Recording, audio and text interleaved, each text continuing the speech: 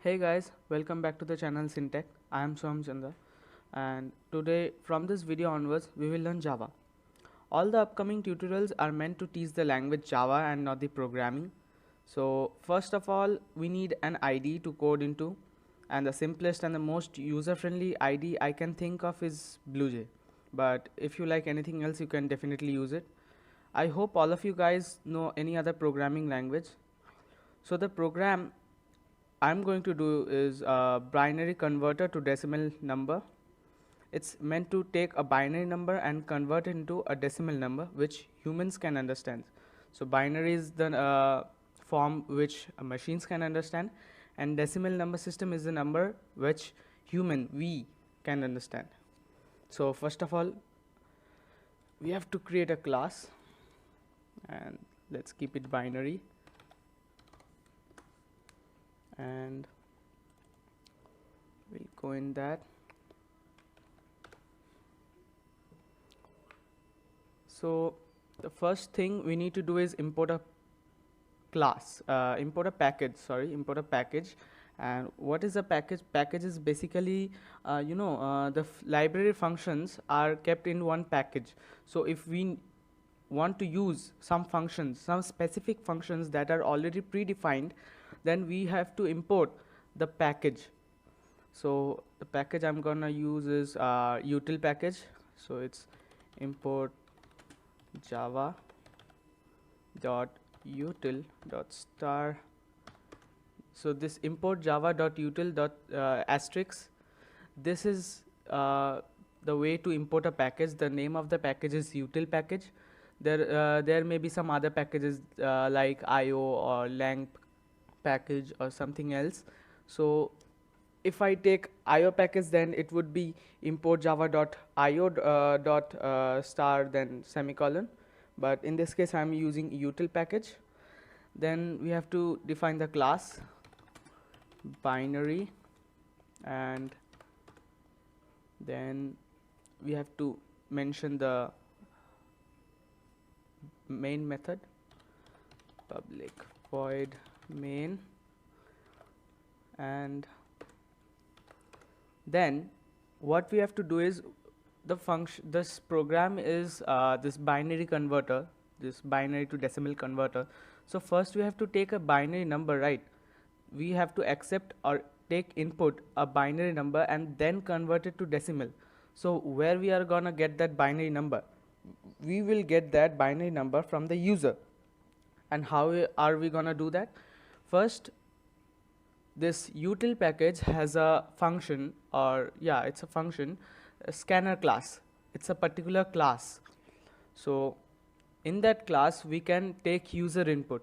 There are other classes like buffer reader class, which is included in the package io package, input output package io. In that package there is a class buffer reader which is also used to take user input, but we are gonna use scanner class. So let's go ahead with that. Scanner sc equals to new scanner, and scanner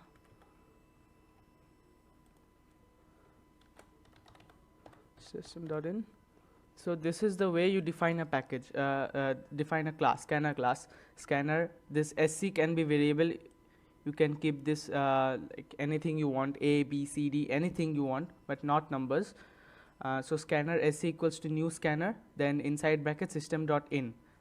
If you want buffer data class, then it in this place of util it would be io, and instead of this scanner sc equals to new scanner system.in, it would be buffer reader br equals to new buffer reader, then inside a bracket new input stream reader, then again inside a bracket system.in.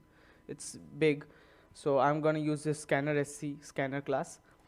Then now after this we can take any user input we want.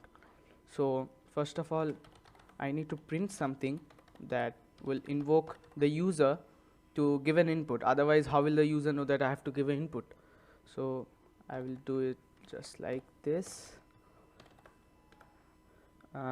This is the printing statement, system.out.print. This print ln means after printing, the cursor will move to next line, and if I remove this ln, it will print the statement or anything we want to print. Then the cursor will be in the same line, it will not move to the next line, but ln will make sure that the cursor moves to the next line. So system.out.println, inside bracket I will write enter a binary number.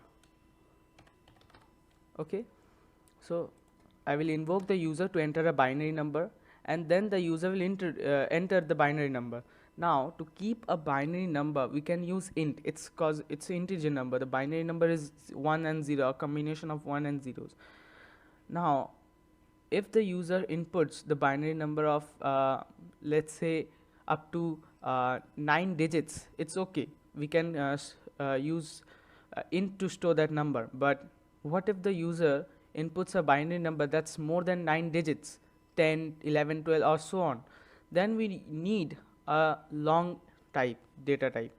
I'm gonna use a long data type so that in other cases the program doesn't fail. So long, let's say the number is n equals to sc dot next long. Here this long is the data type of the number n. N is the variable for the number, and sc is the same abbreviation of the class sc, scanner. If this one is a, then this is should be a dot next long, and so on. And dot next long, this is the data type again. If I take int n equals to sc dot next int, then first bracket open and close. Now in this sentence, keep one thing in mind. Even if I in this data type long, I have given L as capital. If I had taken int, this I instead of this long, there would be int, and the I would have been small. But in this dot next int, the I would have been still capital. Like if I say int x equals to sc dot next int,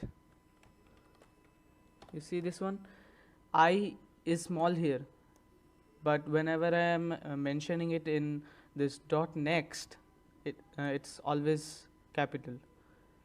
Okay. Now I had taken a user input long.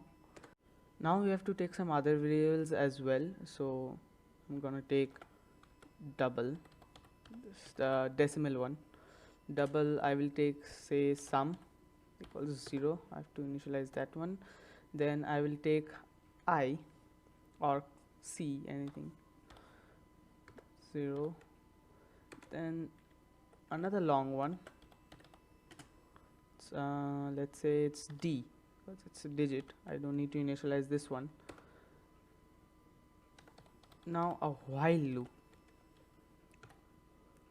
The condition will be the number n not equals to 0. So this loop gonna run until and unless this number, that's the binary number, becomes 0. Okay, so then what will I do is I will extract digit by digit from the number n, that's the binary number.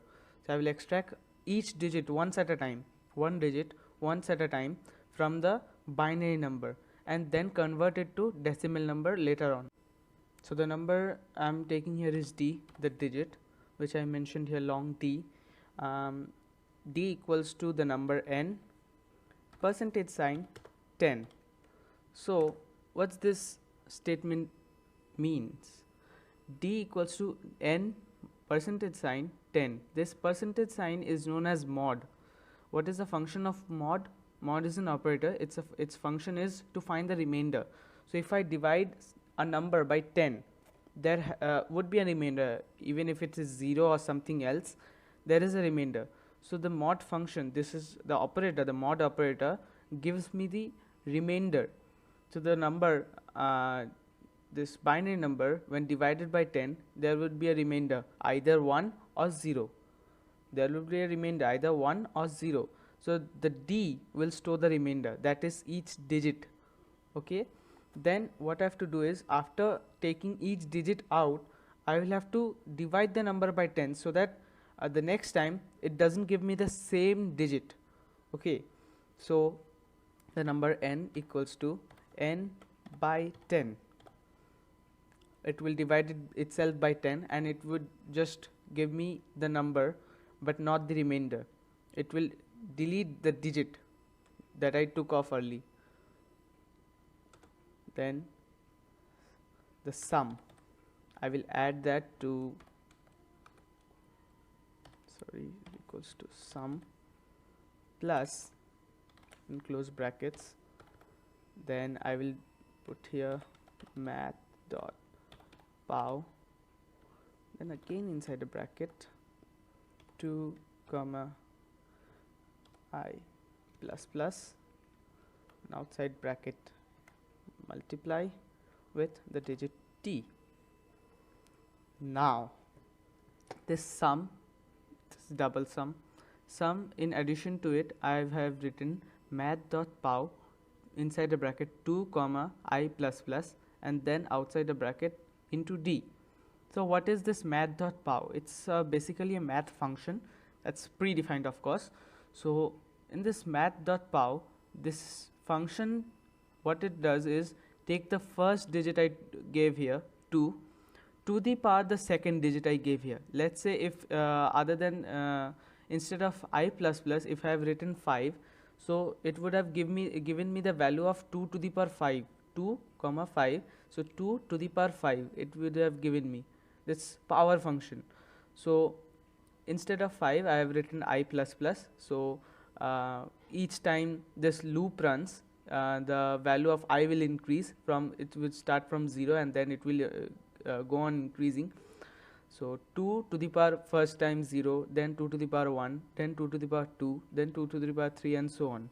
And this d is the digit that we just extracted from the binary number. So math.pow 2 to the power I 2 to the power I plus plus, so it will keep on increasing. So d, the digit into 2 to the power I, let's say I, 2 to the power I. So what is it is the normal way of calculating the binary to decimal equivalent. When you calculate a binary to decimal equivalent by normal, just in pen and paper, what you do is take each of the digits and multiply with 2 to the power 0, 1, 2, 3, and so on in backwards form. So the same thing we are doing it here, taking each digit from the ones place, then multiplying it with 2 to the power a variable starting from 0, and it's going on. After the loop ends, we have to print a statement at last. So that's the answer for this binary to decimal conversion. So system dot out dot println, then inside that double quotes and write the decimal equivalent is, then outside the quotes I have to give a plus sign. That's the operator to show that other than printing this, we have to print something else, that is the sum, the decimal equivalent, and then it's done. You have to give the closing braces. The program is done. Let's compile and run it once. It's compiled, and then just click it, compile. Oh, sorry, one thing, this public static,